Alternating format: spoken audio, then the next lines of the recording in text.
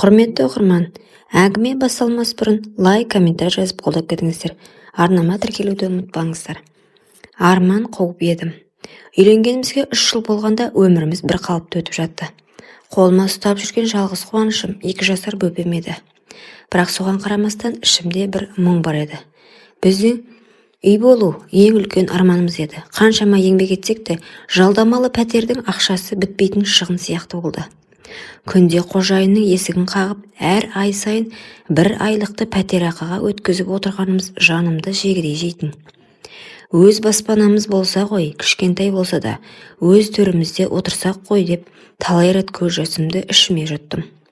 Сол кезде күйеуім бір шешім қабылдады. Бір күні жұмыстан келіп, қолын сермей отырып айтты: "Мен Кореяға барамын. Онда жұмыс көп, табыс та жақсы.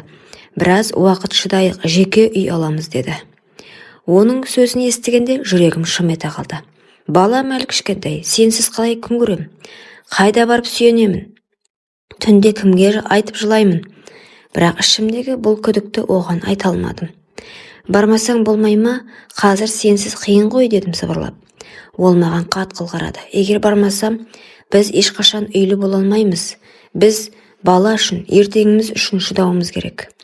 Осылайша ол мені таңдау алдында қалдырды. "Мен бармасам, сен де далада қаласыңдар. Бармайсың десең, талақ берем, алиментті алмайсың" деді. Жүрегім қарс айрылды. Жағдайымды түсінетін ешкім жоқ. Қолымда кішкентай бөпем. Артымда ата-анамның "шыда" деген сөзі ғана. Ақыры көз жасымды сығып отырып көндім. Ол кететін күні мен өзімді тастандыдай сезіндім. Балам оның мойнынан айырылғысы келмей "папа" деп жылап тұрды. Ал ол болса көз жасын көрсетпей артына бұрылмастан кете барды. Мен терезеден қарап қалып ішімнен: "Арман қуып едің ғой, сол арманым мені қайда апарады екен?" деп сыбырладым. 2 бөлім. Жалғыздықпен арпалыс. Күйеуім Кореяға кеткен соң үй іші тым-тырыс болып қалды. Таңертең баламның "папа қайда" деген сұрағы жүрегімді қарып өтетін. Не деп жауап берерімді білмей, "папаң жұмыс деп жүр, көп ұзамай келеді" деймін, бірақ өзім соған сенбеймін. Бір кезде уақыт өтіп жатты. Бала өсіп келеді, менің өмірім сол бір тар пәтердің 4 қабырғасында өтіп жатты. Кешке терезеге қарап отырамын, сыртта күлкі, өмір бар. Ал менің өмірім тек бала мен телефонның ар жағындағы дауыстан тұратын. Күйеуім алғашқы айларда жиі хабарласатын. "Қалайсың бала, қалай" деп сұрайтын, мен қуанып қалатынмын. Кейде видео қоңырау шалып баласын көріп мәз болып отыратын. Бірақ уақыт өте келе оның дауысы суып, сөздері қысқара бастады. "Жұмыстамын. Шаршап тұрмын.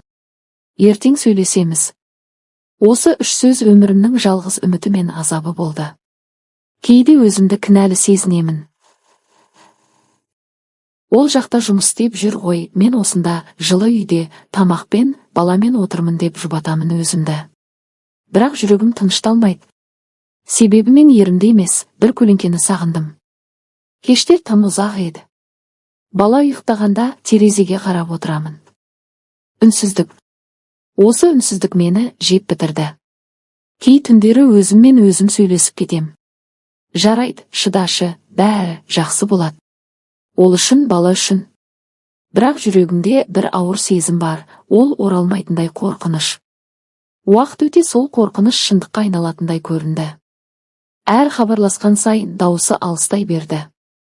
Күніге 1 рет хабарласатын ол, енді аптасына 1 рет, кейін 2 аптада 1 рет қана қоңырау шалатын болды. Бір күн айттым: "Сен өзгеріп барасың. Бұрынғыдай емессің. Мен шаршап жүрмін.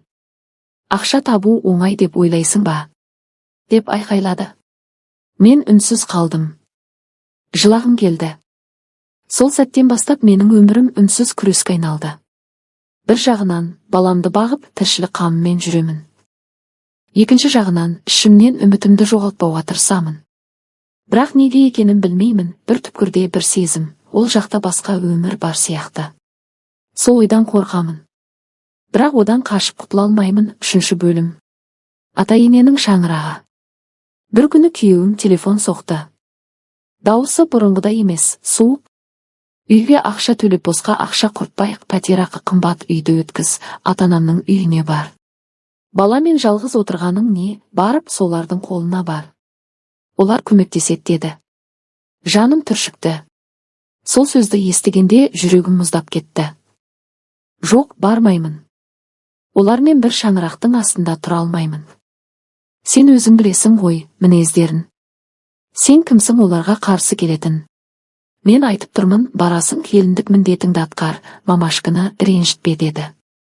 Осы сөзді естіген сәтте аяғым дір етті. Қолымдағы телефон ауыр тастай көрінді.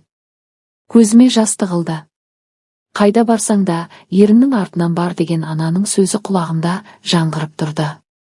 Амалым қалмады. 3 күннен кейін жылап отырып заттарымды жинадым.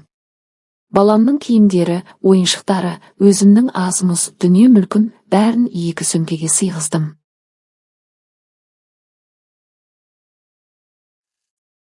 Сол 2 сөмкеммен бірге мен өз еркімді де, бостандығымды да артыма тастап шыққандай болдым.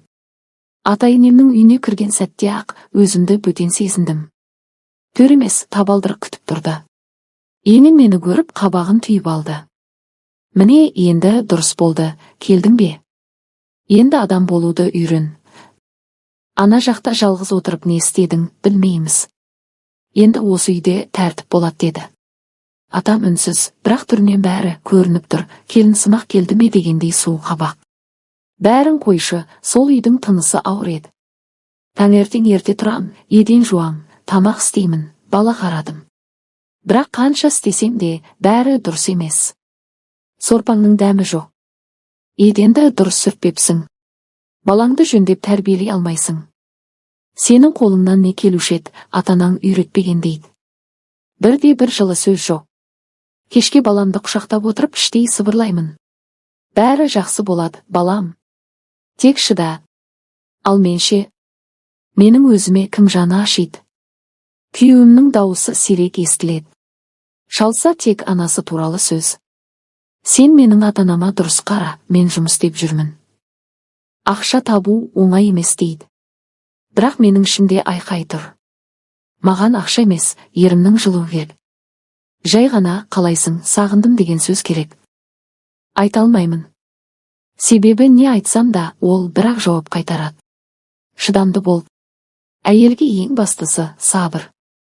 Ал менің сабырым таусылып келе жатыр еді. Күн сайын түнге дейін үй жинаймын. Ауламда құстар сайрап, күн нұры түскенмен, ішімде қап-қара тұман.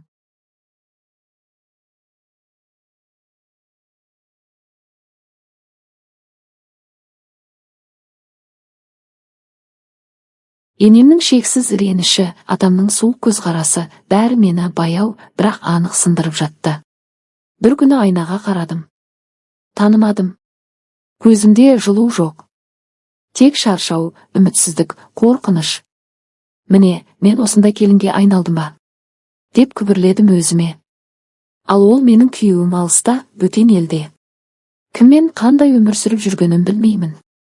Тек бір түкірде бір сезім. Ол мені ұмытып барады. 4-ші бөлім. Сындырар сөздер.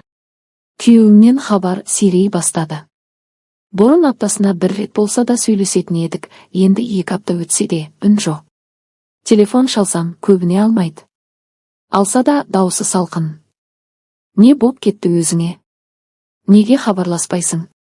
Жұмыстамын, шаршаймын, әр нәрсеге жабыспашы дейді ол, қабағын түйіп. Баяғы жаным, сағындым деген сөздер ұмыт болды. Оның орнына беймәлім бір салқындық, мені жатырқайтын бір суық дауыс пайда болғандай. Кейде телефоннан күбірі естимін. Әйел даусы. Бірде мырс еткен күлкі. Жүрегім біртүрлі езіліп кетеді. Бұл кім? Десем, жұмыстағы қыз ғой, не боп қалды саған? Деп ұрсады. Сол сәттен бастап мен үндемеймін. Жұбату іздеймін, бірақ таппаймын.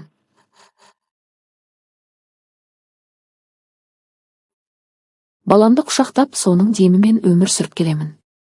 Күн сайын енемнің мінезі ауырлай береді. Біздің баламыз қиналып ақша тауып жүр, сен болсаң телефоныңды қоймайсың. Сенің кесіріңнен баламның жүйкесі тозды. Жылайсың ба? Жылай ешкім елемейді. Күліп көрсем де, ішімде дауыл тұр. Кей түндері телефонды құшақтап ұйықтаймын. Мүмкін хабарласар деген үмітпен. Бірақ хабар болмайды. Бір күні телефоным шыр етті. Жүрегім шаншып тез көтердім. Ол екен. Айтшы, сен мені сүйесің бе әлі? Дедім, қорыққан дауыспен. Мұндай сұрақ қоймашы. Махаббатпен ешкім ақша таппайды. Сенің сезіміңе тойып отыруға уақытым жоқ деді. Сол сәтте менің ішімде бір нәрсе сынып түсті. Бәлкім жүрек, бәлкім сенім. Телефонды сөндіріп үнсіз қалдым. Балам келіп мойныма асылды. Мама, неге жыладың? Жоқ, балам, анаң шаршады. Мен шаршадым. Күтуден түсіндіргім келіп, тыңдатқым келіп, бірақ ешкім тыңдамайтын өмірден. Күн сайын бір ой ғана мазалайды. Ол мені ұмытып кетті ме, әлде мені әдейі өшіріп тастады ма? Ал енем болса, әр таң сайын бір сөзбен береді. Балама сен сияқты әйел керек емес. Тыныш, сабырлы, тіл алғыш әйел керек. Сендей әйелдер шаштан да көп, маңдайына шертіп жүріп, өзім әперем. Сол сәттерде мен ішімнен күбірлеймін. Мен сабырдан сындым ғой, апа. 6 бөлім. Сыр ашылған күн. Күндердің бір күні бәрі өзінен өзі ашылды. Таңғы шай үстінде енем тағы ұрыс шығарып отыр еді. Күйеуіңді шаршатып жібердің, бізге соңғы кездері ақша салмай кетті, баламның мазасын алма деген әдеттегі сөздері. Мен үндемедім. Үндеген сайын тек ұрыстың ұшы ұзармақ. Түскі уақытта телефон шыр етті. Күйеуімнің нөмірі. Жүрегім дүрсілдеп, бір қуанып, бір қобалжыдым. Мүмкін бәрі қалпына келер. Телефонды көтеріп, алло, жаным дедім. Бірақ ар жақтан басқа дауыс естілді. Жұмсақ, бірақ мен үшін тікенектей әйел даусы. Кімсіз?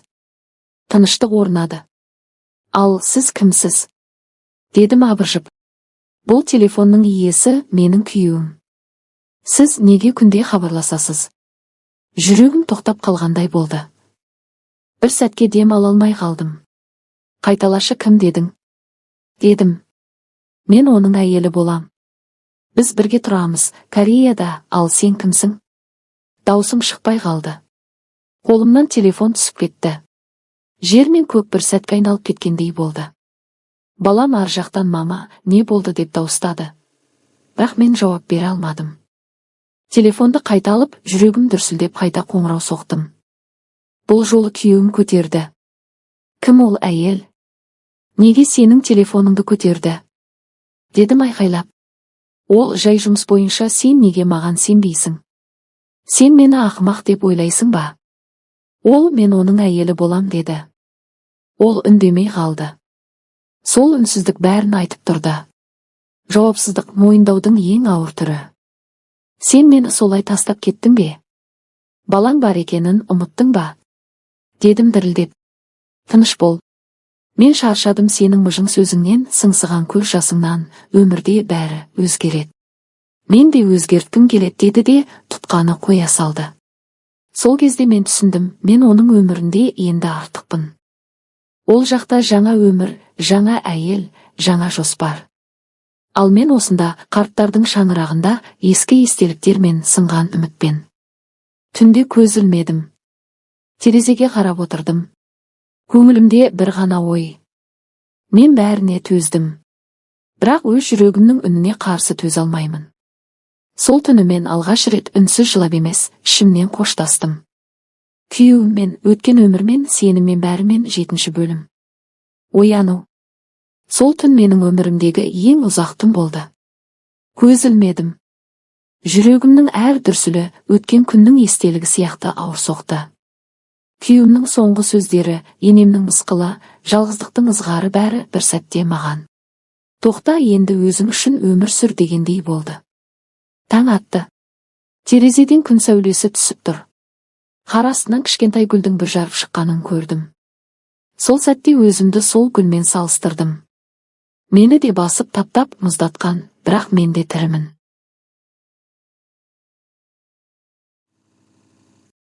Мен де көктей алам. Сол күні ата-енемнің сөзіне жауап қатпадым. Бұрынғыдай иә, дұрыс айтасыздар деп еңкеймедім. Тек баламды құшағыма алдым да. Ішімнен, біз енді бұл үйде мәңгі қалмаймыз, балам дедім. Кешке сөмкемді жинадым. Киім көп емес. Бірақ ең бастысы, енді жүрегімде қорқыныш жоқ. Баламды жетектеп есіктен шықтым. Енем арттан. Қайда барасың? Деді. Мен жай ғана бұрылып, балаңыз мені алдап жүр, оның Кореяда басқа әйелі бар дедім. Егер бұл сенің айтқаның рас болса, несі бар, еркек болған соң жүрет деді. Сыртта қыстың салқыны бетімді шарпыды. Бірақ ішім жылы еді. Түнгі аспанға қарап көзімнен жас емес, тыныштық ақты. Жолда такси ұстап анама хабарластым. Анашым, мен шаршадым. Үндемей өмір сүргім келмейді. Өз өмірімді қайта бастаймын дедім. Анамның даусы дірілдеп, жарайсың қызым.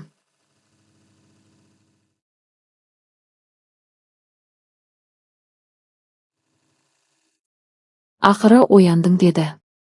Содан бері 1 жыл өтті, баласын, немересін іздеп келген ешкімді көрмедім. Қазір мен жұмыс істеймін. Балам бақшаға барады. Күн сайын таңертең оған қарап. Балам, біз бақыттымыз, иә, деймін. Ол басын изейді, жымиып, иә, мама, дейді. Кейде кешкісін терезеден аспанға қараймын. Ол жақта менің өткенім бар, өкінішім бар, бірақ енді менің өмірім тек алда. Мен ешкімнің көлеңкесінде өмір сүргім келмейді. Мен енді біреудің әйелі емес, өз тағдырының иесі болғым келеді.